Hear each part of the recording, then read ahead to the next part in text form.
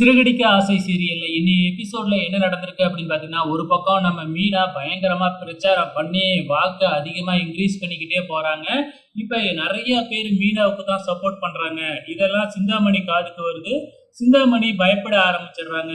இப்ப என்ன, ரோகிணிய வச்சு மீனாவுக்கு எதிரா ஏதோ ஒரு சதி திட்டத்த தீட்டுறாங்க. அது என்ன அப்படிங்கிறது பின்னாடி தான் தெரிய வரும். ஆனா ரோகிணி கிட்ட பணத்த குடுத்து, நான் சொல்றவங்களுக்கெல்லாம் இந்த பணத்த நீ குடுத்துரு அப்படிங்கிற மாதிரி சொல்லியிருக்கிறாங்க. ஸோ என்ன பிளான் பண்ணியிருக்கிறாங்க அப்படிங்கிறது தான் தெரியல. இந்த பக்கம் நம்ம மு முத்துவோட வீட்ட தான் காமிக்கிறாங்க. சுவேதா வந்து பாத்தீங்கன்னா, மனோஜுக்கு ஒரு பொண்ணு பார்த்துருக்கேன் அப்படின்னு சொன்னாங்க இல்லையா? ஸோ அவங்க அமெரிக்காவுல இருந்து இப்ப வீடியோ கால்ல பொண்ணு மாப்பிள்ளை பார்த்துக்கிற மாதிரி ஏற்பாடு பண்ணியிருக்காங்களாட்டுக்கு. நம்ம மனோஜ் கோட் சூட்லாம் போட்டுக்கிட்டு, கூலிங் கிளாஸ்லாம் போட்டுக்கிட்டு பயங்கரமா பந்தா பண்ணி மொக்க வாங்கிக்கிட்டு இருக்கிறாப்ல. பொண்ணு வீட்ல இருந்து ஆரம்பத்துல எல்லாத்துக்கிட்டையும் பேசுறாங்க. அதுக்கப்புறம் பொண்ணையும் காமிச்சு பேச வைக்கிறாங்க.